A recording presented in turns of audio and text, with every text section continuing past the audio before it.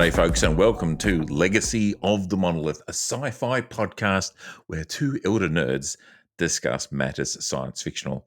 I am Stigin, and with me is my brother, Ramnexus. Ramnexus, how are you this evening?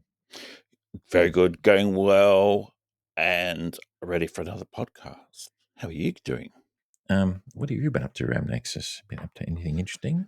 Last weekend, I set up my two laptops, one of which is quite old, and I updated the video drivers and installed World of Warcraft onto them. 20-year-old plus game now, but you can play the first 20 levels for free. Were you able to log back in and get your old characters back? Yeah. So you could play as Ramnexus again. I could, yes, exactly. I Ramnexus could play as Ramnexus. I kind of want to do that. I've actually had thoughts about World of Warcraft too. I think we should actually do that for a bit of fun. You wouldn't need a super high-end machine to run it these days. So this old laptop, which is probably 10 years old, or maybe 8, which doesn't run Windows 11, it was running it fine, just fine. So I did the three of us playing World of Warcraft around the kitchen table last weekend. Fabulous. We were playing Worgen. We hadn't played them before, and it's a new starting area, which is good. Fantastic. Good fun. That was good fun. Back in the day when we played it, like we used to have a weekly session where a bunch of us would catch up and we would play online and go over into instances, and it was great fun. Great fun. And I've missed that sort of gaming, to be honest.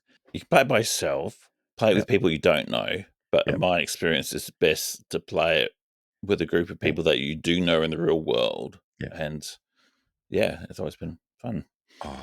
We might have to do that again. We have to, what else have you been up to? I watched a movie that you had watched, but I never saw, Mickey 17. Oh, so you finally got to go around to watching Mickey 17. Yeah, I saw it yesterday.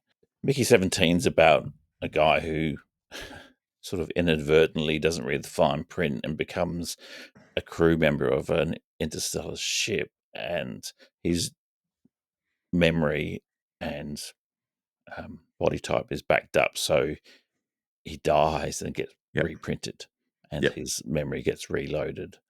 You kind of get used to the idea that it is the same person, and it almost degrades the concept of death for him. He does admit that he hates dying, but obviously Mickey 17 has died 16 times. It's actually in the trailers, but there's a multiple, so something happens, and there's another version of him, just like the movie Moon, which you and I reviewed a couple of podcasts ago.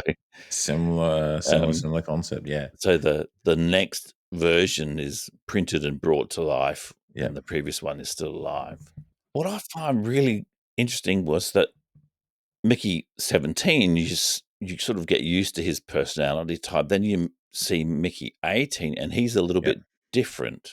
And Mickey 17, in his narrative, voiceover, makes the point that some have said that previous versions of him have had slightly different personalities. It would have been good if that was shown and he didn't tell it.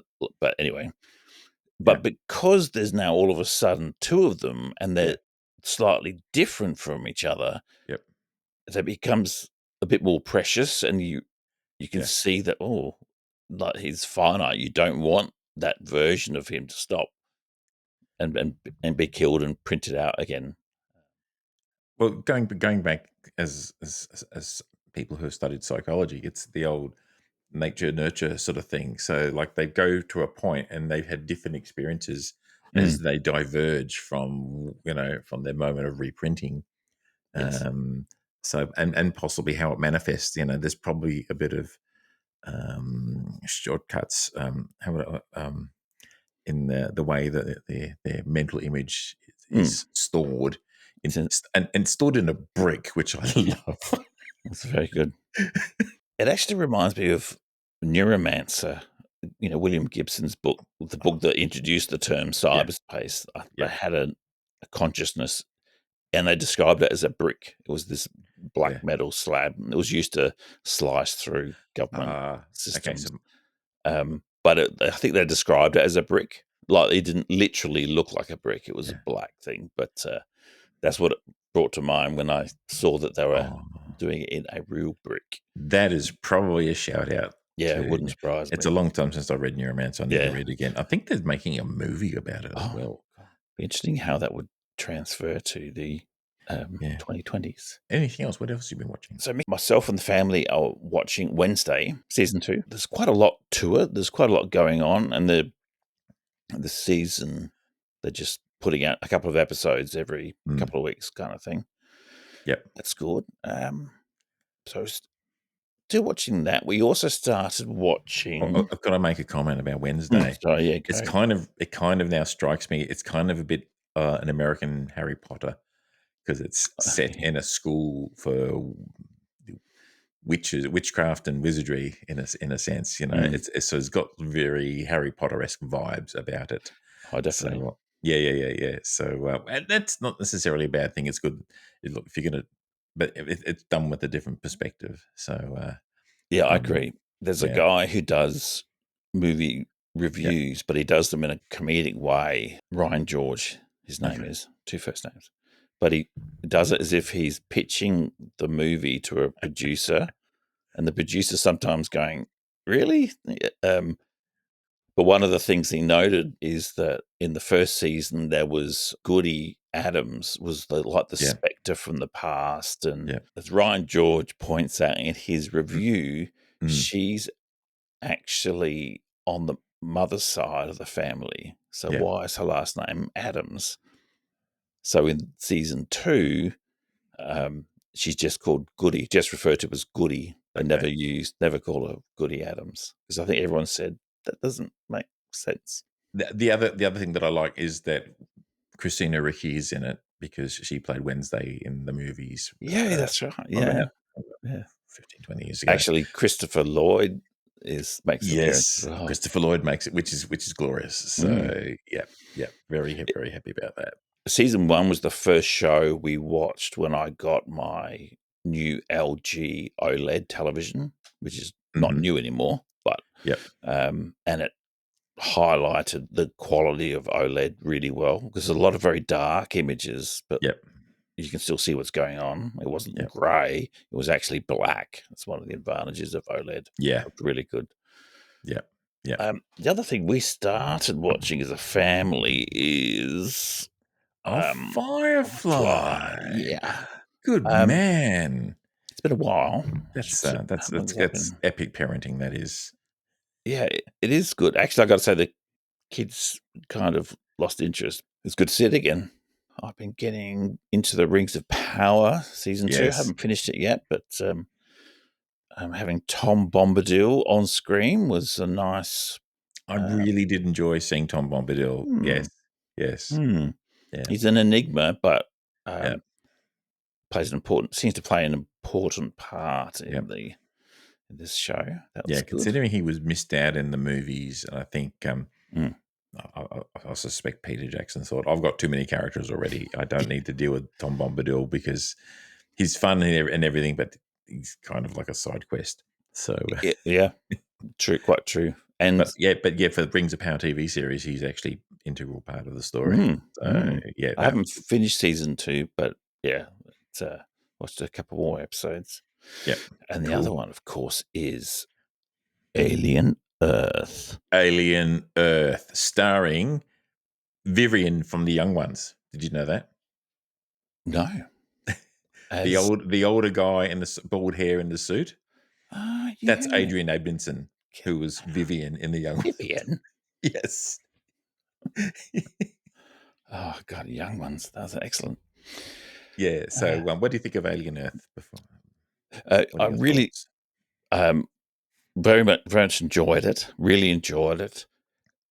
It was looks like it's very well made. I think we've Mm, watched all the episodes that have come out so far. mhm. For those who haven't seen it, it's in the Alien universe, and the story is set before the first movie on Yes. Earth. The main characters in this are I think they're called synths. I put it up on the screen for those watching the video version, but they're not the same as the synthetic people in the movies. They're a different type of artificial person.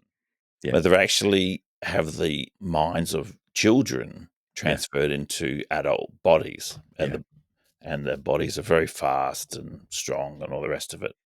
And they're all sent on a mission, and they've never done any training to work together, and they're still kids. They're still like thinking like kids. It's like, why would they do that? They're obviously worth like $1 trillion each of research. Yeah. I just thought that was a bit silly, but it was essential for the plot. I suspect he's got plenty more kids that he could shove into bodies if he needed to. Technically, when the child's consciousness was transferred to the synth, what do they do with the actual child who had terminal cancer? Yeah. They would have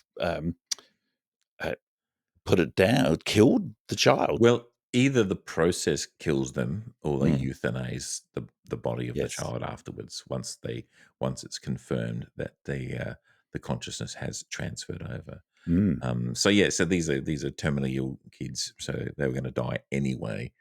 So and ethically, still probably quite questionable. But they're out on their own. It's literally got a remote island somewhere with his secret lair lab. And Adrian Edmondson there to keep him company, and Vivian. So you're not gonna be able to look at him the same now that you know. I know. It's Vivian. But no, he's very good. He's very good. It's well acted. The production quality is great. It's been interesting because I'm reading on some of the comments on threads. And there's people who either really love it and people go, nah, I can't get into it. And I think what they're kind of expecting is they're expecting every episode to be a horror show, kind of like the Alien movie, where you're hunting down aliens and stuff like that. And I thought, well, no, this is expanding what's actually the world like, because we've only really, all of those movies were set in space. They were not really set on Earth. I mean, I think Alien 2 starts in orbit around Earth with after they've recovered Ripley from deep sleep. Before she goes back out again. But they don't really spend it. We don't really know too much about what actually happens on Earth in the time. So, and the whole point of the thing is the real monsters are not the aliens. The real monsters are the a-holes who run these mega corporations. So the guy who runs Prodigy, who has got got these synths and actually has possession of the aliens as well.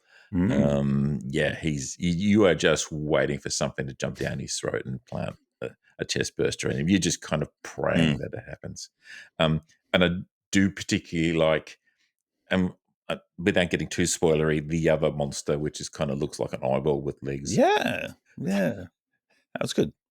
So well done. Very well done. It's just so creepy. It has some of the vibes of Alien, the first one, from the Nostromo, some of the corridors and so forth. And if you think about that movie, there wasn't a full-on action movie. It was a horror, and it built up the story, introduced the characters, built up the suspense. And that's what the series is doing. Yeah, Aliens was the full-on action movie with the Marines and so forth and everything. But no, it's look, Alien Earth. It's great science fiction. It really is, because it's in terms of some of the concepts it's dealing with. Like, are these are they still human? Are they a person?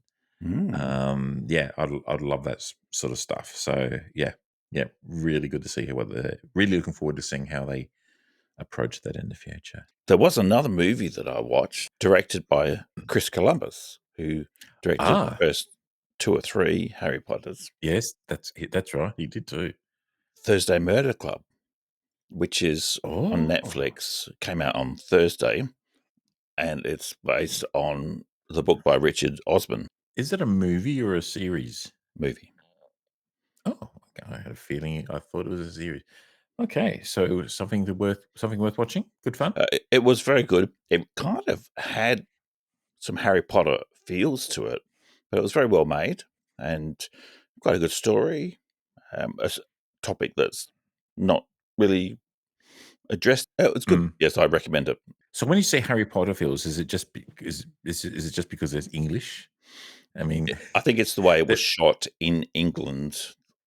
Being English helped, yeah, but just there's one scene, it's nighttime, and the protagonist is walking toward the camera, and there's someone following her, and yeah, there's all these lights in the like street lights. It's like it was so Harry Potter, like you could just imagine yeah. that bus coming down the street. Yeah, well, considering that he did, as you said, did direct Mm, a couple of movies, so yeah, that's not surprising at all. Oh, that sounds good. mm, I look forward to watching that. mm. Um, anything else? No, that's it for me. What have you been doing? Well, I've got a list. You've covered some of it. I dug out one of my Blu-rays the other day of the right stuff, Oh, the Apollo 13 mission, and that was the mm, day after Admiral Jim Lovell passed away at yes. the age, I think, of 96 or something like that. And well into his 90s. It's amazing how many of the Apollo astronauts did last well into their 90s, despite all the time they spent out in space with Mm, radiation and everything. They were obviously pre-selected for being supremely healthy. yes, that's right. Like Buzz Aldrin is still Yeah, alive, I was just thinking that. and he's still he's still making appearances and still active on social media. But yeah, it was really good to watch The Right Stuff again, and I think it does stand that well. And that's going back that's a few years old now. Yeah. And actually, there's some counterpoints to our movie that we'll talk about later on. So I'll Hmm. kind of went to see Fantastic Four at the cinema. Yes, I also saw that. So I must have seen that since our last podcast, I guess. Yes, we talked about Superman last time. Mm. I think you talked about Fantastic. Fantastic And the Four. music was great. It was. And the art style of the world was Yeah, just brilliant. fantastically done. I mean, pun unintended, but welcomed. Probably the best Marvel movie that's actually come out in quite some time. It's only a short movie. It goes just over 90 minutes. Right. It Yeah. wasn't a long movie, but I just saw that the pacing of it it just ran quickly. It didn't really let up. So Mm. That's true. which is really good. So it felt like, even though it was a shorter movie, but it felt like we covered a lot. I gotta say, Mm. I thought it was okay. I Yeah. thought it was a bit slow, Mm. and when they had the mole man made a very brief Yeah. presence, and Yep. he was very funny, it made Yep. me realise how serious the rest of the story was, Yeah. which I'm just so used to there being jokes scattered throughout these Marvel Yeah. movies, so maybe that's just what I was missing. They filmed a lot that did not end up in the final cut. Right. There's Mm. probably apparently the original cut, I think it was about 45 minutes longer. Wow. And yeah, they had a lot more of like early scenes of like the mole man and all that Mm. sort of stuff. And there's another actor who was the one who controlled all these in hyper intelligent apes, John Malkovich, and he got cut Mm. from the film entirely. He Wow. actually filmed there's a whole load of scenes that were filmed and got cut from the movie, and I think a lot of the mole man stuff was there. But yeah, in the Right. end, they had to use him because he was Mm. integral, because that's Mm. he helped save people under the earth while Galactus came. I actually really liked their vision of Galactus. As I Mm. said before, not really a massive comic book fan, but I've seen clips from other movies where Galactus is just has a head the size of a planet, and he just Mm. literally bites on a planet like an apple. And to me, that's just a really dumb concept. Mm. The way they did him in this movie, I thought was much better. So yes, while he does consume planets, he has a machine, that the world machine that I liked his motivation. He yeah, wanted a replacement. Like he yeah, was not bored, but he was tired of doing it. He yeah. needed someone else. That's Well, I think he was kind of locked into it, sort of thing. He yeah. wanted, yeah. So He he, literally had to find someone suitable to yeah, replace him. yeah, The movie The Eternals or Eternals, I don't know if you hmm, remember that. yes, They were working for one of these yeah. galactics, the same kind of beings, Mm. apparently. I enjoyed it. I thought it was a fun Mm, movie. It really, and like the music is great. That's mm, probably one of the best things about it. Um, So and it's very uplifting, and a bit like Superman that we talked about last time, the new Superman movie. Very bright colors, so it's not like a lot. It's got away from a lot of these superhero movies of being very dark and gritty and almost grey tones. It's very light, very bright colors, blue Mm. skies. We talked about Alien Earth. Foundation season 3 is on Apple TV, so we're working our way Mhm. through that at the moment. Right. Um, really getting stuck into some of the nitty gritty of Isaac Asimov stuff. Right. So basically, taking concepts that Asimov wrote about in various books and putting it into just one series called Foundation. Um, so yeah, not completely far from a word for word retelling of the story of the Mm. books, but it takes a lot of the concepts that Asimov wrote about, because he talked about the concept of psychohistory being able to predict the future of humanity on a galactic scale, Mm. and the fall of the impending fall of the galactic empire, and then having it rise again. Um, but Asimov also wrote a lot about robots, and they're kind of Yeah. intertwining the two Is concepts that right? in the TV series. So So is yeah, laws of robotics, are they that mentioned? does get a mention. Yes, Right. yes. Excellent. Yes. So there was I won't Cool. talk too more about it. I'll let you watch it and discover for Yeah. yourself when you get a chance. But yeah, it's again, it's Apple TV, so it's high production values. Mm. Looks fabulous, and it's got some great performances. And the one other thing that I will mention, Mhm. which is not really science fiction or even strictly fantasy, it's more historical drama, but people who like fantasy might really get into. There's a series called Chief of War on Apple TV, starring Mm. Jason Momoa, and it's basically dealing with history of the Hawaiian Islands and Ah. their first encounters with European explorers and traders. Believe it's about the how the kingdoms of the Hawaiian Islands become unified under one kingdom, under one king. It looks beautiful. It's great, and Mm. so Excellent. if you want something a little bit different. A bit different. Is there anything you watched that you didn't like? Oh, no, I don't have anything that's kind of like I watched it, so you don't have to. I did I did do a bit of a sort through my discs here, because I was looking for a movie the other. I was actually looking for a copy of the movie we're talking about later, Mm. and I know I've got one, but it's packed away somewhere, so I Oh, had to watch. no. I had to watch it. But yeah, I've found another movie. There's a movie that I really hated at the time. I kind of want to go back and rewatch it and see if it's still terrible. And it was called After Earth, Yeah. and I think it stars Will Will Will Smith's Smith? son. Oh, Will Smith's son, that's right. Yeah, so I might just go and watch that for fun and just come back with a detailed hate report, Yeah. or I might Uh, change my mind and find something worthy about it. it does happen. I've had a Mm. technology quibble issue early in the week. This is my laptop that I should be doing this on. This is Right. my HP Victus gaming machine. A couple of weeks ago, the SSD on it just died, and apparently there's a recent Microsoft patch that kills SSDs.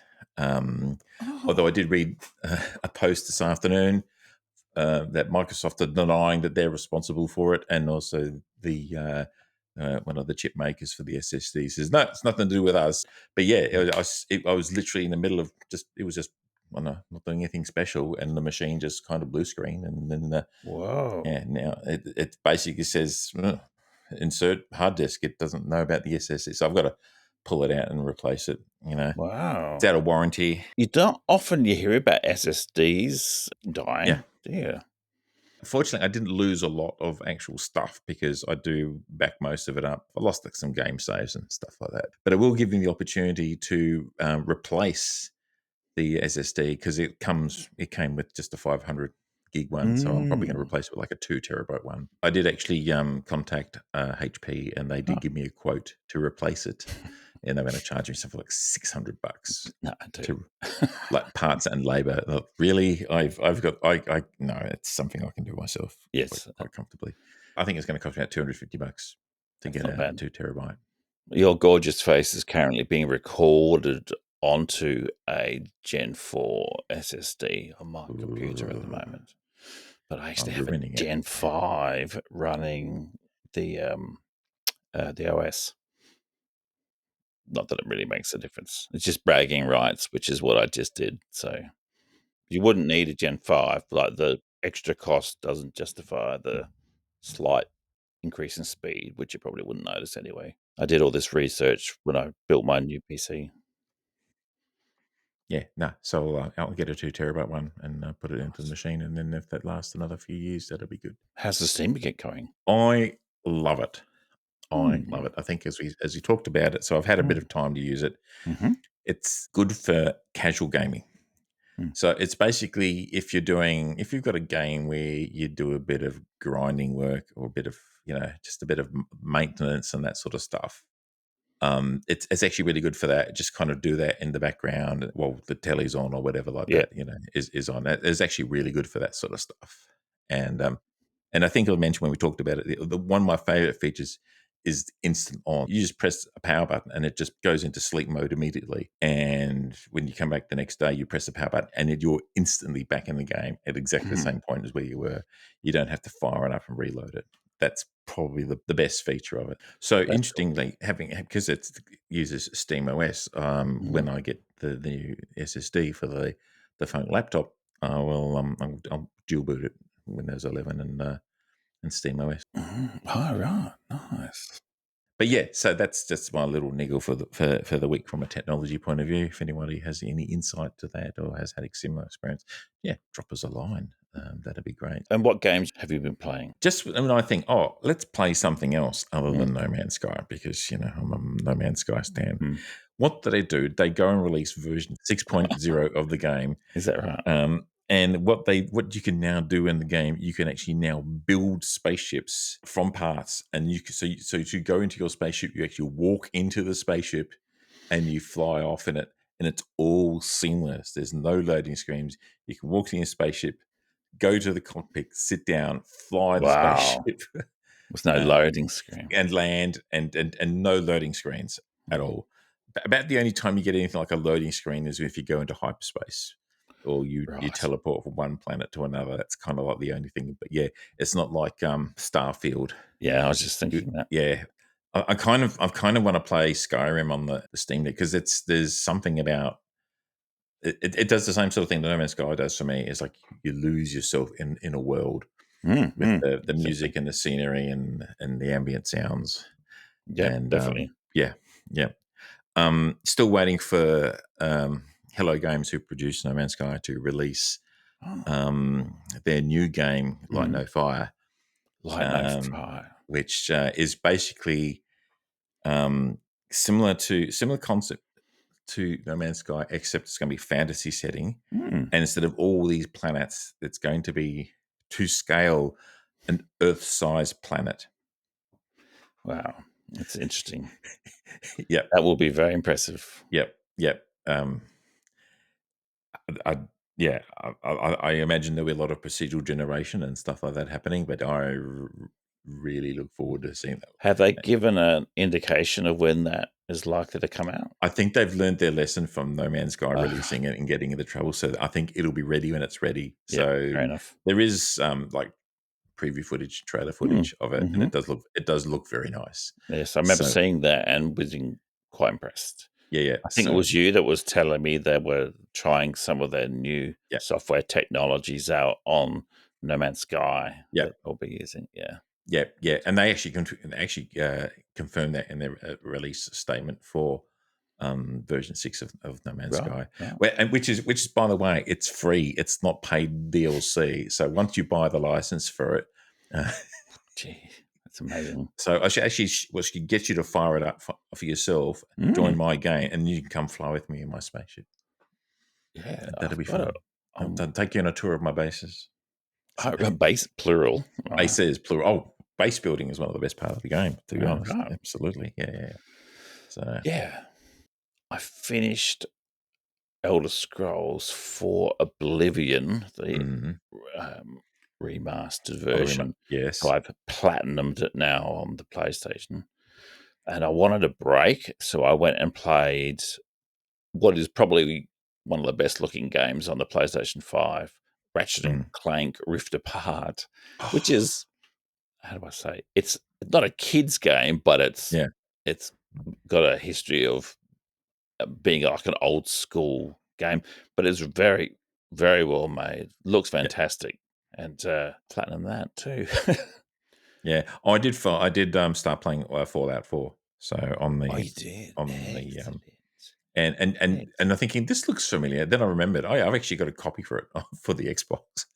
All And right. I think I played it probably when I first got that beast years ago. I think it was you that were talking about the different ways people go through games. When I first played Fallout 4, I just did Mm, a run and gun, just shot mhm, everything in sight. But the second time I played it, I went and actually like read some of the backstory and talked mhm. to the characters more. And Yeah, there's a lot to it. Settlement building, which is I just yeah, ignored the first time I played. yeah. But there's a lot of optional extras. Yeah. Yeah, I'll need to get into it a bit more. So, Hmm. but yeah, look forward to that actually. Hmm. Yeah, when I get bored of No Man's Sky, which will never happen. Never happened. Yeah, that's never gonna happen. Okay. Well, Ramnexus, I Mm, think it's time mm. that we release the editing gnome Give him for his 10 seconds of give it fame. 10 seconds of freedom, and then and then we'll be back in a moment to speak about our movie of the week. Well, not the week, of the episode. The Martian, Dun, written dun, by Andy dun. Weir. Oh, you Dun, dun, gave it dun, dun. away. Oh, wait. And It was in the title. it's in the title. Damn it. All right. Okay. We'll be back in 10 seconds.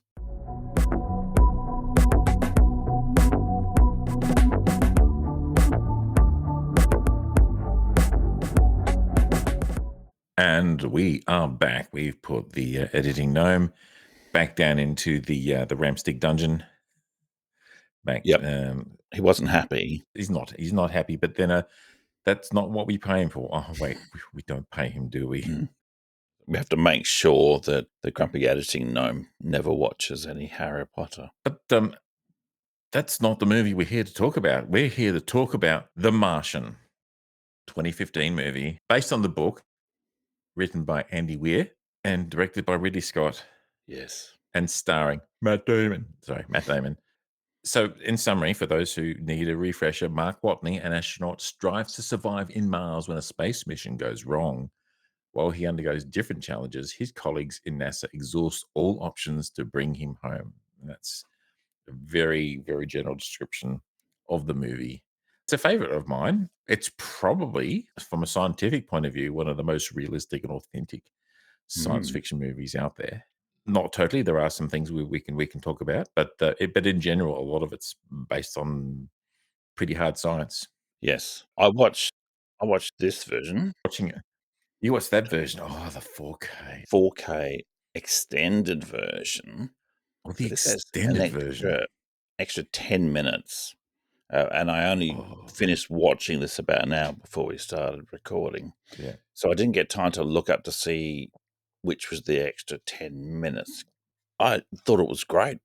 I just got to yeah, say, I watched it with the stereo on, yeah, nice and close to the television. It looked fantastic. yeah, To be completely honest, I forgot it was Ridley Scott. I am a Ridley Scott yeah, fan. He does very good yeah, things with yeah. size and open spaces and so forth. And boy, those images of Mars, just amazing. Yeah, yeah.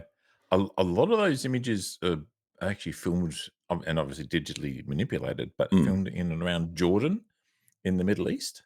I think one of the later Star Wars sequels has also had scenes filmed in a similar area. hmm. So it's very dry, it's very desolate. So yeah, it's a good substitute for the dry red Martian planet. Great looking movie. Yeah, where do we start? I will talk before we get into the movie itself. Talk a little bit about how the story came to be. So Andy Weir, and he's a software engineer by trade, and he basically for fun was writing what turned out to be turned into The Martian, and basically publishing I think about once a month. Published a chapter, and he had a bunch of people subscribing to his I think he did a newsletter or something like that. Yeah, the Mm. newsletter or a or web blog or something like that. And he had a bunch of people following, and because he's an actual uber nerd, and the people following him were uber nerds, and so he had a lot of people correcting him on a lot of the science as he was writing the Ah, story.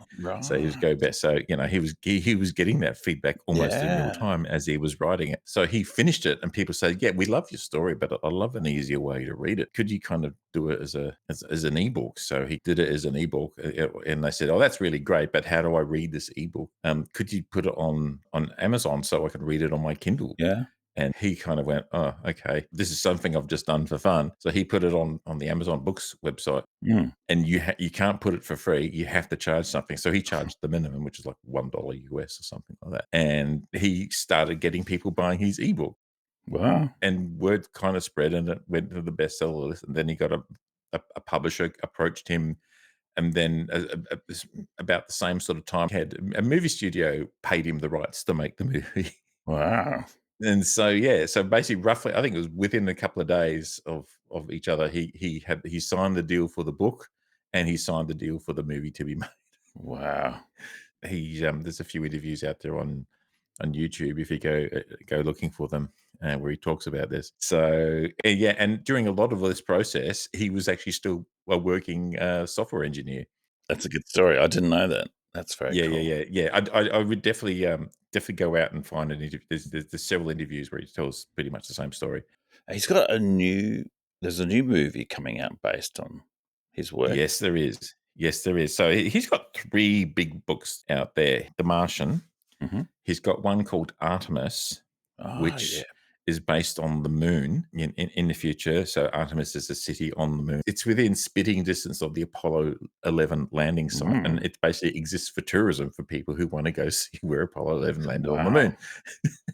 So, and there's a whole story behind it. But the new movie that's coming out next year is Project Hail Mary, um, and that Mm. book is brilliant. That's Right. probably close to my favorite science fiction novel that I've ever read. Really? Wow. A lot of parallels, tone wise with The Right. Martian, in that you've Mhm. got a guy who's out there in space on his own, and he has problems to solve.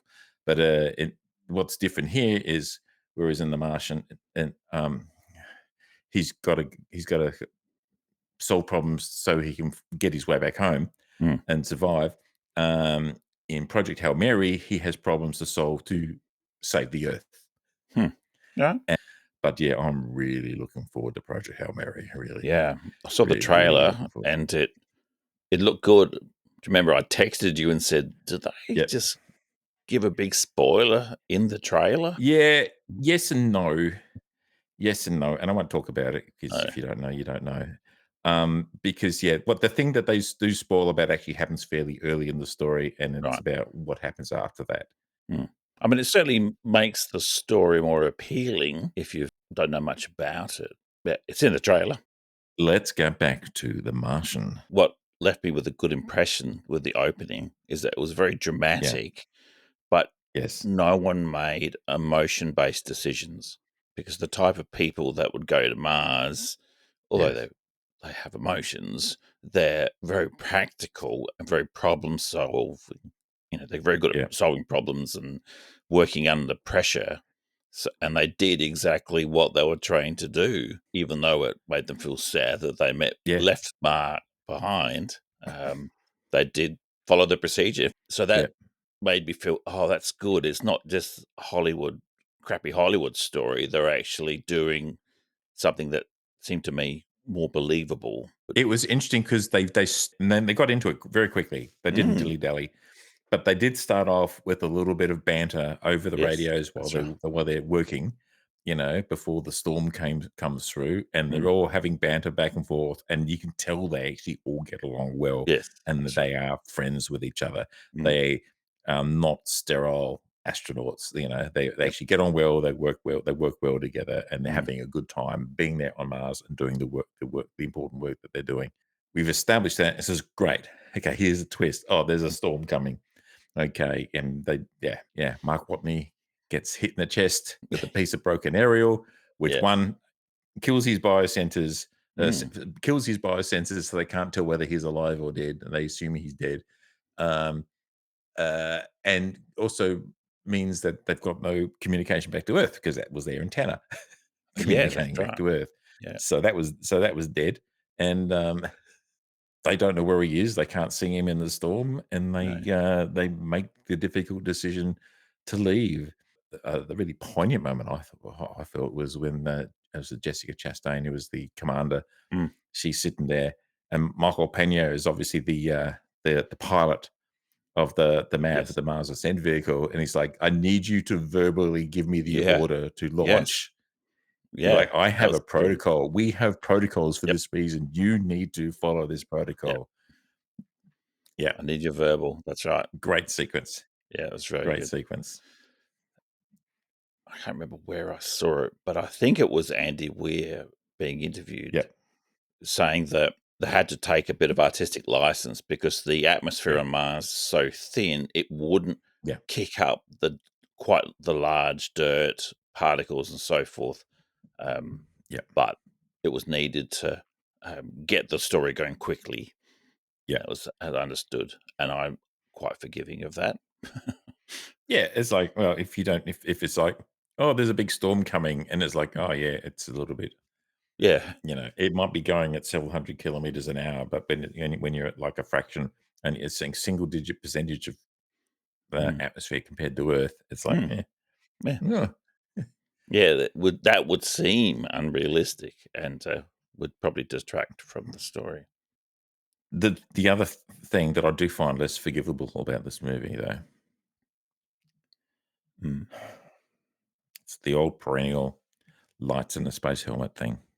Oh, I should have looked out for that LED lights in the space helmet. because that's the best thing to maintain night vision is to have lights shining into your Shining eyes. into your eyes. I should actually sort of go through all the movies that do this and don't do Mm. it, and actually go and would I think we'd do a YouTube video and just Yeah, campaign against lights and space helmets. yeah, I And, like that. but seriously, it's like that's in terms of the story, it has no impact or effect on the story. This is just me being a pedant. So and it's just one of the things. It's just something I look out for in a movie. It's continuing a theme that we've made note of in previous hard sci-fi movies. The other good thing I was just going to note is it's a very, very quick, like 2-second scene, but when they all leave the habitat to go and Yeah, take off, Mark turns around and you see him close the habitat door, seal it closed, yeah, and it goes really quickly. And I remember thinking, oh, that's good. That means that we all now know in the back of our head the habitat is sealed and safe. yes. So the crew leaves. Mark Motley wakes up, literally dusts himself off, has a piece of antenna stuck into Mm, his abdomen, into his chest, or whatever. Um, does a bit of self surgery on himself, gives himself an anesthetic, uses a yep, mirror, pulls the bit out, seals himself up again. yep. That could have been really nasty. They could have killed him outright. He could have gotten some, well, it would have been No, fairly sterile, actually. You think there's no about it. No real bacteria. bacteria out there on Mars. So it would have been fairly sterile. Mm. So, yeah. So, yeah, interesting. Yeah, that Just thought crossed of my that mind then. too. Yeah, yeah, yeah. So, But but having the mental yeah, wherewithal to sort of, well, this is what I got to do if I'm going to live. I'm going to have to sort of get this out and do it on myself, and just yeah, and that's all he did. You can tell that he didn't think about the wider scenario until he had no, fixed the closest problem, that he yeah, had to fix that wound. And then he sort of leant his head back and swore because then he realized, yeah. okay, he allowed Yeah. himself to think about what was going on. Yeah. This is the whole movie. It's basically Mark Watney solving problem after problem after problem. I Mm, have a problem. How do I approach it? How do I resolve it? What's the mm, next issue? And that's basically the movie going on. The movie is very close to the book. I think there's a couple of extra things that happens in the book, but it's still very close yeah, to the sequence of events from the book, which is really good. So if you're the sort of person who goes to a movie having loved the book and go, it's nothing like the book, they've changed, like Foundation series. It's like mm, deals with concepts, but it's definitely not a straight retelling of what happens in the book. Yeah, The Martian is as close as you're probably going to get in modern cinema as a retelling of the book in movie form. So after he does his self surgery, then it's like water. Yes. And he realized no, he does the math for his food supply, doesn't he? Yeah. He pretty much, and he works out how can he, he's only got certain amount of food to last a certain amount of days. That's not going to last until a rescue mission comes. So then he, decides to gets the potatoes out, starts growing what I would like to call potatoes. Yes, that's that works well, and they work well apparently. Great example of putting your mind to it, because he's like, okay, I need some biomass in the regolith, the Martian soil, which isn't there. So yeah, he extracts it from the human feces that's been Mm. stored during the 18 days. Imagine if it happened the day after they landed, and they had didn't have that stash to use to make his farm. But speaking about the potatoes, he needs water for the potatoes. So where does he get the water from? He goes to the MAV, and there's leftover hydrogen, like rocket fuel, in the back of it. The hydrogen is one of those things that basically self ignites, which is why it's great rocket fuel, but it's also really, really dangerous and really Mm. poisonous to human beings. But he works out if he can burn it, it'll separate it into oxygen and run it over the catalyst. It'll break it into oxygen and hydrogen, but then you can burn it and turns it into water. So, Mm. which is great. Now, one of the things that's interesting about this is, since the book was written and the movie was made, they've actually discovered that water is a lot more prevalent on Mars than they actually realized Right. before. It's Okay. basically just below the Well, surface of the Mars. hmm. There is a lot of water locked into the soil. So in real in if it'd been rewritten now, they would have been able to quite easily find a source of water, frozen Mm. water in the Mm. subsoil. I love that line. There's never been a moment in history where igniting hydrogen has led to a disaster. Yeah, but it's a great sequence. Great sequence. Yeah, he goes. He blows himself up the first time, and then he goes back, and he's protected next time. Yeah, that's right. One thing I really liked was the use of the in-world cameras, um, because obviously he's alone and he needs to be able to talk to something, but he doesn't want to be seen to just talking to himself because he looks crazy. So he's got these, and he never turns them on or off, so they're always running. So he's obviously just trying to keep a record of everything. But it's a good way to get the viewer to see what he's thinking. Basically, very well done. Interesting that the cameras that they're using are GoPros, and you Yeah, and you look at it now. Oh, they're the really old. I think GoPro 4, they're really old ones. they're quite large, weren't they? Yeah, yeah, yeah. Like compared to now, but they're quite recognizable as GoPros. One other thing that I recognized in the Hab is something that I actually have one of myself. Potato. Like, you probably don't. You just take my word for it. You don't need to go back. But it's this IKEA lamp. Yes, So it's quite clearly visible in a couple of scenes in the Hab. That's not why right. I have this. I've had this for ages, but I was watching it last night. Hey, I've got that lamp, Yeah, the same color and everything, and with this with the base. So that's kind of futuristic looking still, and it you know. is. And it's So minimalist, so it's light and, yeah, yeah, easily transportable. Did they explain in the book what a botanist is doing on Mars? I don't recall. Not that I recall, but well, I think presumably it's to see whether he can grow food and plants on Mars for future colonists. I presume that was kind of his one of his objectives.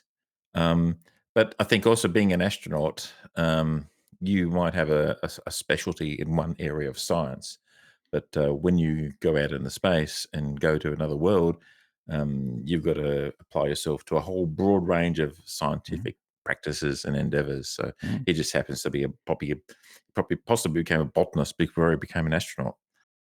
Yeah, no, I assume that Mm. was the reason. I just wondered if explained it in the book. Good question. Good question. If you Um, know, let us know. Save me rereading it. I do like how one of the lines where he actually describes himself as the greatest botanist on the planet, that's and how that because he's growing crops on the planet, he's actually now technically colonized Mars mm, by mm. growing crops on there. By a definition of colonizing. So Yeah, yeah, that's funny. yeah. And a bit later in the movie, he realizes he's actually a space pirate as well. Yeah, So that's quite funny. I like that. Yes. cool Um, insight. And then there's the moment when they realize back in Mission Control that he ain't dead because mm. they can see that he's been moving stuff around. One thing I didn't quite follow is that Mm, the woman who checked the satellite readings, yeah, yeah, she did it because someone texted her or sent her a message and gave the yeah, lat long and said, "Check yeah, this." yeah. So Who was that? that was Vincent Kapoor, the director of Human Spaceflight. Right. He wanted the cameras to point, and the director of NASA says, "Well, no, because we don't want to be having to show the world his dead body Mm. and having to deal with that." And then he said, "Well, let's go have a look anyway." He told the satellite operator to Have a quick sneaky peek. have a quick sneaky peek, and Mm. that's when I realized that the rover had been moved and the solar panels had been cleaned and stuff like that. They didn't really go too much into the drama, and they could have easily done it of being an administrator, science administrator point of view is like having to, for example, having like the director of NASA would have to deal with the president. For example, they could have made the president more of a character Mm. um, in terms of having to respond. You know, what do we do with the news? How does this make me look politically? How does it reflect on the NASA? Because the director of NASA is usually a political appointment. So you know, how does that reflect on the agency and so forth? And they kind of lent into it a little bit, but they didn't go overboard on it. You know, It is interesting. One of the notes I made was that he didn't seem lonely until he made contact. funny that, isn't it? Yeah.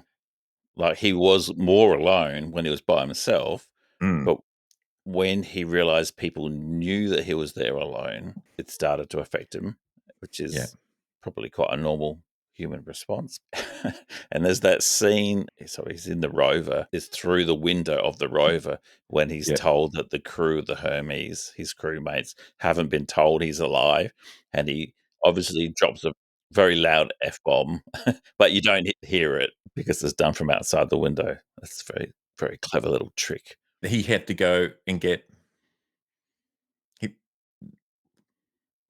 go and get the Pathfinder probe to communicate Mm. in the hope of getting it up and running, and so they could communicate back with Earth. So yeah, considering it had been, I think it was like 10 days away. He had to travel quite a distance or something like that to Right. go and get it, to go and get there, bring it back, and then hook it up and hope it still worked. You know, And but I was impressed that the interface was the same. yeah, well, NASA's a technologically conservative organization, so you would imagine they try to keep a lot of technology and interfaces similar, if because they just work. So, Mm, be interesting to see whether that's part of the rationale behind, or he just found documentation and was able to work it because electricity is electricity. mm, So he might have had a device there to step down the voltage or whatever. I remember the Pathfinder mission mm, and the little Sojourner rover when with like I think it was the first rover on Mars. Size of a shoebox. As you can see the size of mm, it in the movie there. So mm. really, really nice to see. Didn't it survive a lot longer than was planned? They assumed that. Think so. I'd have to look it Mm, up, but I believe so. I know mm. some, I know the Spirit and Opportunity rovers they were only expected to. The mission was like 90 days or something like that, 3 months, and they went for years. I think that's what I'm thinking about. Yeah, Yeah. yeah, yeah, yeah. They went, Yeah. they went, they went for years. They were just brilliant pieces of engineering. I mean, Mars is it's a big planet, Mhm. so having something even vaguely within reach was quite something. The other big dramatic scene, remind me how it happened, was the airlock explosion. Was it overpressure in the hab when the or I can't quite recall what I don't think it was explained, yeah, except they said the habitat was only designed to be last a month. The yeah. implication was it was just overuse, basically. Having the airlock actually fail like that, like the door particularly around the hab itself is Th like, yeah, that's not a good failure mode. So that yeah, the airlock doors were fine. It was the seal Yeah, between that little airlock room and yeah. the actual main habitat. Water vapor turned to ice, or the bacteria died. Yeah, killed everything, like, almost instantly. Very sad. Although he was able to go back and reseal the hab Yeah, with a lot of duct tape. But that well, and that seems that's fair. That's quite credible. But yeah, he wouldn't have had the biomass to no. resume planting. Meanwhile, back on Earth, they're trying to get a food supply sent Yeah, to him. So the way things work in terms of traveling to Mars is you can fly from Earth to Mars at any time, but depending on how the planets are aligned with each other, is it's how long it's going to take and how much fuel you need to to get there. And the optimal window for flying from Earth to Mars using the low fuel and quickest transfer window happens about every 26 months. right. This is like known well in advance, and they plan missions around it. So Mm, when the next window to Mars opens up, you'll get a whole bunch of missions flying there from the different planet. And I think there's one next year, and yeah, so there's talk of SpaceX sending some of their starships out to Mars at the cool. as tests. So yeah, Mm. it'd be interesting to see if that actually works. Speaking of SpaceX, they had a really cool test flight last week. Although both rockets blew up when they landed in the water, it was one of those missions where they pushed both vehicles, the booster and the lander, to extremes, and Right. they achieve all their objectives. Like they pushed it way beyond what they would normally expect it to do in terms of their Right, their okay. angles of attack and approach and Mm, everything like that to Earth. So they said, okay, how hard can we push it? Like, what's the failure mode? Where's it going to fail? it's good So to know. yeah, Wow. yeah. So because they've already proved they can catch the booster. They've done that several Mm, times, and they actually seen that. reflew one of the boosters already. Oh, right. And SpaceX have been reflying um, Falcon 9 rockets. They have one that launched just the other day, and it's come back and landed again after its 30th flight Oh my god. without 30? significant. Yeah, That's the that original okay. design concept was like, oh, we'll probably get about 10 flights each out of them. So we've got one that's gone up to 30. Wow, okay, that's cool. That's very Yeah, cool. yeah. So yeah. Anyway, that's by the by. Um, but yeah, I do have a. This is a bit of a bit of a bone picky thing, and I know the why they did it. They just but when they launched the rocket, which contains food supplies, which is from Cape Canaveral, when the Mm, Americans launch it, and it blows up mm, because they didn't have the time to do all the testings and mm, things like that because they were keen to get it out there mm, in a hurry as quickly as possible, which is fair. Um, nitpicky space nerd stuff. mhm, What they've done in the movie, and probably for simplicity's sakes, they've conflated launch control with mission control. So launch control is in Cape Canaveral, and mission control is in Houston. So Having they've had the said guy. that, I They've had did a bit. hear someone say, Yeah, "Come in launch control," so he was at mission control, and they were actually talking to someone remote yeah. at But they were launch, talking to the Sean Bean character and calling him Flight, which is Flight Operations Manager, which is a launch control. No, it's a mission control thing. No, you're right. You could probably be right there. because I they might be also wrong. had Yeah, we've got LOS, and then lost the mission signal. control Yeah. confirmed, yeah, we've also got LOS, loss of signal. Oh, yeah. No, you're right. You're right. Yeah. They didn't have any video of it, they just had them talking to them. Yeah. What do you think about the Hermes, that the big ship? The Hermes. Oh, I love the Hermes. Mm, It's a great design. mhm, You can see that they've borrowed a lot of existing NASA technology. mm, So the what looks like the bridge to command area kind of looks like it's part of an old space shuttle Hmm. that looks a bit like it. Hmm. The solar panels and the radiators, the thermal radiators, they look very much like what's on the International Space Station. It's Right. very similar technology.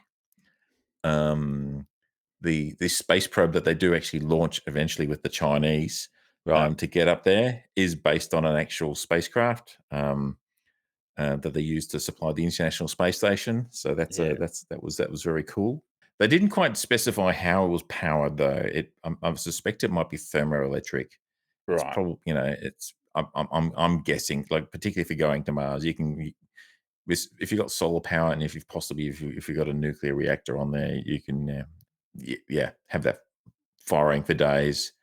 And there Hmm. are thermoelectric or ion engines that's been tested in missions out to asteroids and stuff like that. So Oh, yeah, it's a cool and the cool thing is you had the rotating sections where yeah. people could spend time in simulated gravity. So Yeah. Which is important for such a long mission. yeah, It's essential. Yeah. yeah, yeah. It'd be interesting whether they start off at Earth gravity and then gradually work their way down to Mars gravity, which is Mm. about a third of Earth Is gravity. that right? One So third. Oh. yeah, it's about a third. Get the body used to the lower Yeah, gravity. Hmm. yeah. The movie's filmed on Earth, so you don't really get any perception of No. lower gravity Oh, on. that I think it just would have gotten away with the story. It's a bit like Moon. Yeah, Um, Bill, I mean, they just think, yeah, it's like yeah, too hard. That's there's gravity. That's enough for our purposes. yeah. Great design, and look, it just looked credible. It didn't look ridiculous at all. It No, looked very serious, very sensible. there was those out outside external scenes where the Yeah, astronaut is crawling over it. yeah, Just it was very well done. yeah, yeah. The part where one of the astronauts, when they actually get to Mars, he's crawling along without being tethered to the Mm, rock to the ship. Yeah, that wouldn't happen. That wouldn't happen. They would be right. tethered, and that would be something they would be doing a lot. Yeah, that crossed my mind when I saw that. I thought, surely not. But for the sake of telling an exciting story, Mm, I'm definitely happy to forgive that. mm. I did think it was quite large. So in the gym, like it looked like Yeah, a gym. It like normally yeah, it's just like a couple of pieces of equipment stuck in the corner, yeah, like on the yeah, ISS. But this was this yeah, one very large room, yeah. unoccupied. They definitely gave them some space for sure, for sure. Hermes is a great design. I love it. Another nitpicky thing Mhm. is when they send the probe up to dock with the Hermes from Earth, the astronaut opens the lock and stands in the open lock, waiting, almost waving the automated Mm. probe to come in, and He that's not how was. it happens. That's I not didn't, what that happens. and he had a big It's not smile on his face as well. I big. thought, yeah, And again, you're doing it for the human drama. Like, but yeah, yeah, no, it's like no, they dock, and then when it's open, what's interesting, is a little side note is they actually have what they call the IDA, the International Docking Adapter, oh so yeah, that all space agencies use, hmm, so they can dock. hmm, Um, with each other within the International Space Station, and cool, even the Chinese, which in the movie one of the great things about the movie, you see NASA cooperating with the Chinese because hmm, at present they're not allowed to work with the Chinese. One of the cool things about the movie is you get to see NASA working with the Chinese to try hmm, to save their astronaut. But the Chinese already use this that the international docking adapter that they use the same standard. So if they ever really needed to, they could actually dock with the right. International Space Station or anything else with that adapter. Okay, that's good to know. Do you remember if that's in the book that the Chinese provided aid? I'm pretty sure that is. Yeah. Yeah, I'm pretty sure that is because at the very end of the movie, when you see what happens to all the astronauts who are who are on the mission, and you get Hmm. a little snippet like so you get Michael Pena's Yeah, character, he's yeah, going back up, and he's yeah. got a Chinese astronaut next to him. So that's kind of like, hey, thanks for the assist. Send one of your boys along Let's with do this this next together. time. Yeah, Yeah, that's yeah, good. yeah. Which is really good to see. Which is really fun. It was a very expensive mission. I think they said $500 million. So he was saying, "Is that a 2 or a 5?" He said, "It's a 5." So that's $500 million, and that was just Yeah, for the yeah, for the rocket that exploded. Yeah, Um, yeah, so has you have to wonder what's the price of one person worth. It, yeah, I think it got to the point where it was a public, um, a PR activity as much as a human rescue, saving a human life. yeah. Mm, Yeah, it was as much about saving the program as it was about saving one man. So, mm, I mean, yes, people die in space. It's not unprecedented. It's mm, happened before. The Russians have lost people. Americans mm, lost 2 shuttles. mm.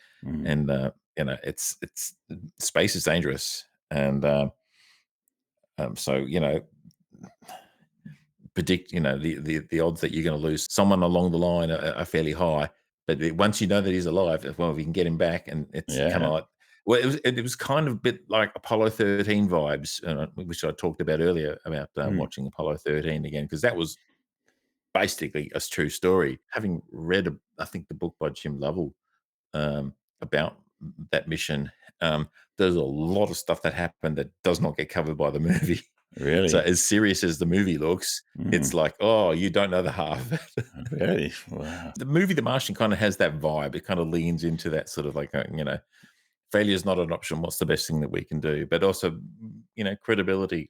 How do you make it work in real life? What checks and balances do you have to give up? What's the actual physical cost in terms of money? Mm, Um, yeah, no, I, they touch on each of those issues without kind of diving deep into it. I did really like the character of Rich Parnell, who we don't see, played by Donald Glover, who we don't see till fairly late in the movie when he. mm, So he's astrodynamics, basically. So he's the guy who calculates orbits mm. and trajectories and the fuel that's required and so forth for different missions.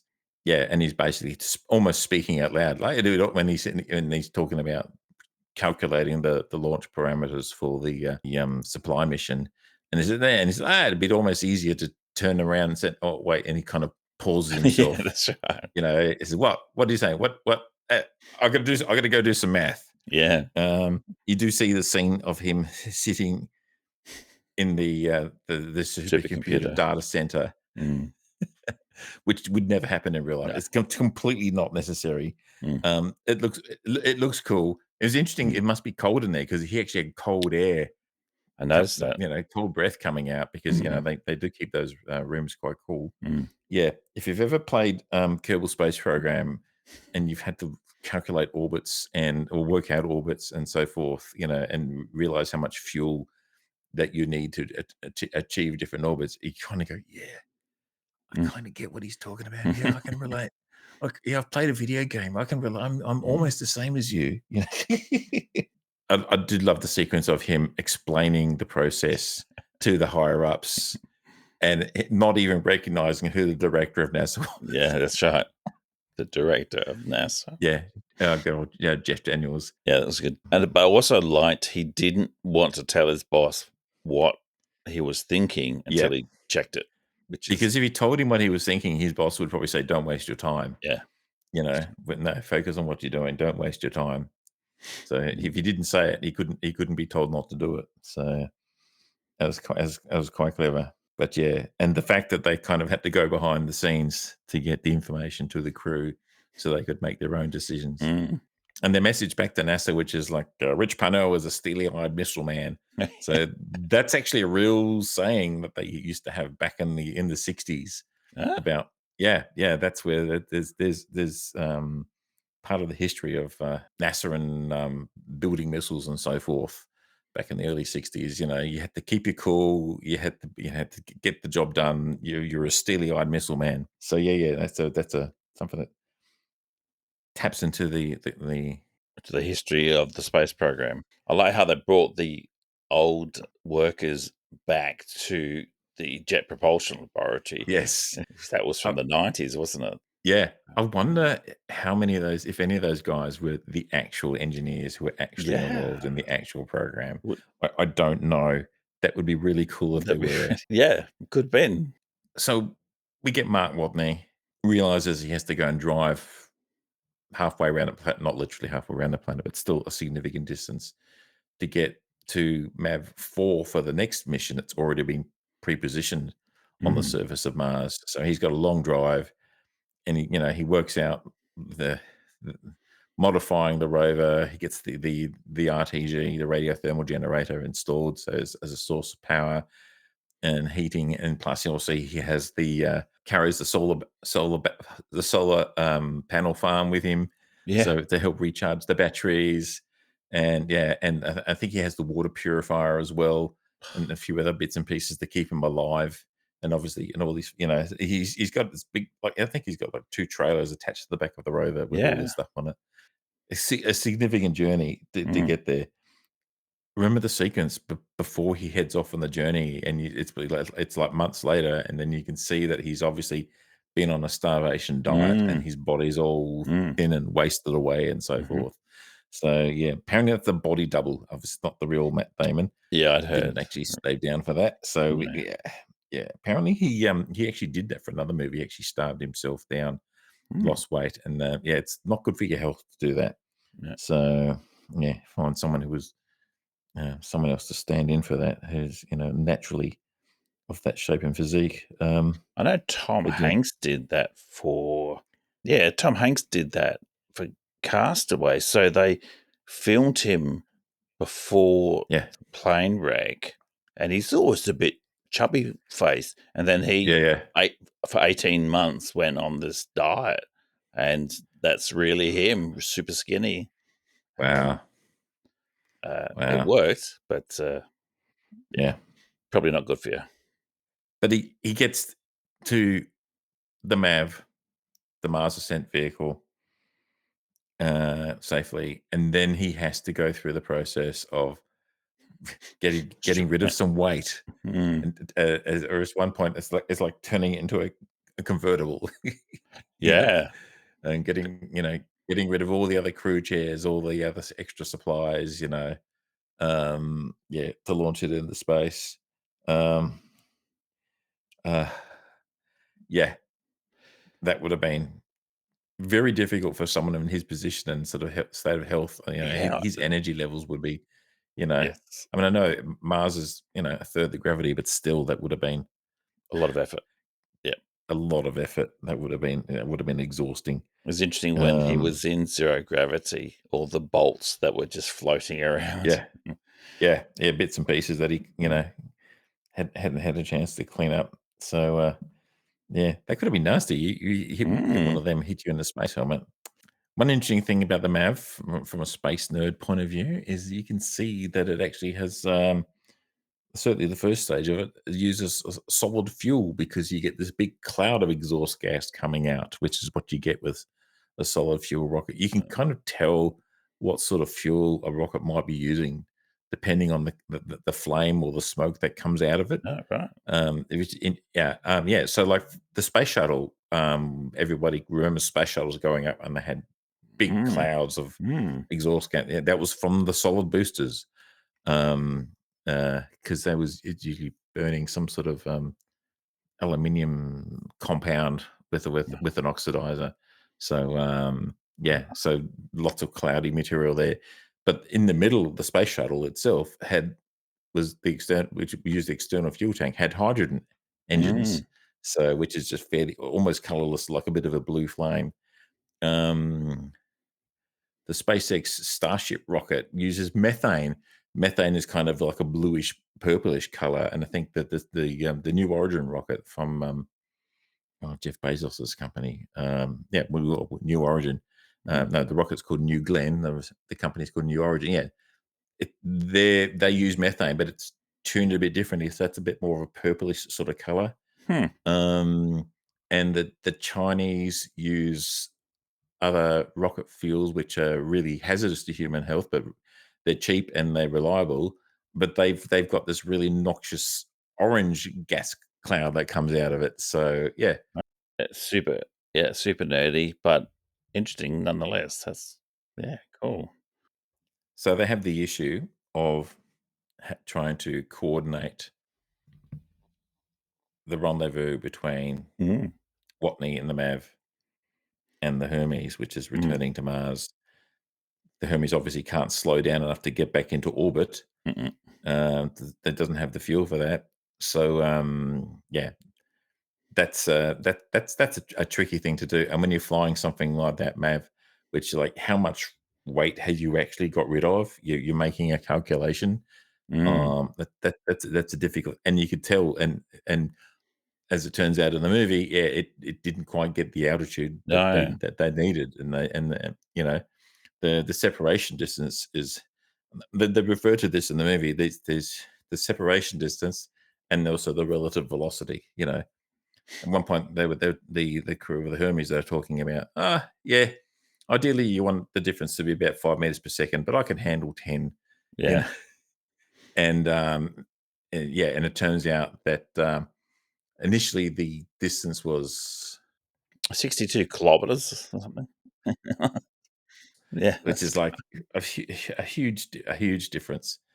So they decided to use the atmospheric venting to mm, of the ship as a as a propulsion. Is that yeah, right? yeah, Right. yeah, as propulsion. So the gas moving forward, slowing the Mm. ship down. I did like that it emptied the ship fairly quickly. In a Yeah, lot of science fictions movies, you see that this air is just continuously flowing yeah, out of these yeah, holes or yeah. doors. But actually, like it wouldn't take that long to empty a room No, of a ship. and then Mark what needs to the ultimate thing he does to give him that sort of little bit extra delta V, the speed Iron Man. to catch up. He goes Iron Man. Very cool, quite funny, and he's like joking about it, even though, yeah, this is life or death here. But I'm I was thinking once he got control of himself, like he had to be pointing straight at them. Like it would yeah, have been a very difficult thing. yeah, and in the end, because he actually overshoots a little bit, and Mhm. fortunately, he gets tangled up in the cable, Yeah. you know. Nice bit of But physics at work when yeah, they're moving around each other. That's quite good. yeah, yeah, yeah, yeah. So as they get closer, they're still spinning. Conservation of angular momentum. I think she uses, you know, Hmm. must have used we assume she used her jets to kind of stop them spinning and everything when Got she them once she inside. catches him. Yeah. So, but yeah, and it was one of the other cool things is they mention it like, oh yeah, he hit 12G Mm. in that launch from Mars, which is like huge. That's the It's sort of thing huge. Yeah. test pilots like Mm. he blacked out. People black out about 9G or something like that Right. normally. Yeah. So you got the 12G, like as you said, and he says, "Oh, I think I've broken ribs." So he's Yeah. probably messed up inside a little bit. So yeah, and he does say it when he gets back on board. Careful, careful! I've got broken ribs. Because he would have probably been a bit fragile as well. So it could be his bones were a bit brittle to start with, and then exposing himself to 12 Gs. Exactly. Yeah, yeah. After being in a lower gravity situation for quite some time, Mm. it's for hundreds of souls, Martian days. So yeah, but like it's great. And I've Mm. seen the movie multiple times. I know the story, but it's one of those things, those movies that you can still sit back and relax and just enjoy watching it unfold, even though you know what's going to happen. Mm. So like the soundtrack was great. The cinematography Oh was gosh, brilliant. Like fantastic. I love movies about Mars in particular, Mm. and unfortunately, there's some really dumb Yeah. Mars movies. But this was definitely good. You Mm. know Agree. Uh, I the I probably enjoyed it more than most of the other movies that we've looked at. I was a bit yeah, surprised at how much I liked it, even yeah, though I have seen it before. But yeah, it looks fantastic and just perfect pacing, good yeah, story, yeah. Good, good, yeah. Power good. of good storytelling. Yeah, and I appreciate the fact that they uh, didn't sacrifice science for plot. Well, not most Yeah, of the time. yeah, Gravity perhaps being an yeah, exception, but uh, yeah. or put another way, science moved the plot along. He literally does say early in the movie, "I'm going to have to science the shit out of this," just to let us know What what's happening. And what a yeah, line! That was a yeah, good yeah. line. It's great, and I'm pretty sure that's in the book. That's direct from the book. Um, yeah. So great movie. that movie. If Project Hail Mary is half as good as The Martian, Mm, it'll still be a damn good movie. yeah, I'm hopeful that it will be at least as good. And it's a movie that's like, be 10 years after The Martian. So, from a special effects point of view and the just storytelling point imagine. of view, it's got to be better, you know. Yeah, really liked it. Any final thoughts? Well, I do want to say that if people want people who are listening to this podcast want to see what we look like, Mm, there is our video version of this on mm, YouTube, there um, is. on the Ramstig channel. So go look Mm, for Ramstig and mm. find Legacy of the Legacy of, Monolith. yeah, Of the Monolith. Um, yeah, we're there.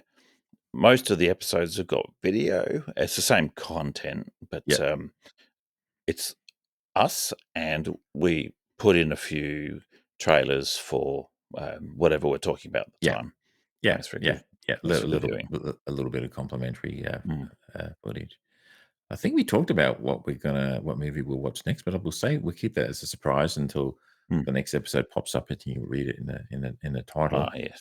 One of Um, the things we're probably doing is alternating sort of more harder sci-fi with yeah, um, others. So we did The Matrix in the yeah, last episode, yeah. which we had a lot to say about, a lot of praise. So if you haven't heard that one, perhaps listen to that. That's a particularly good episode. I did Mm, enjoy doing that. that's good fun. We had some really good insights. In the meantime, Ramnexus, it's been a pleasure Awesome. as always. That was good fun. So I'll talk to you again soon, and we'll see and have you hear all of us again soon. Sticking out. And next is out. Ciao. Scene.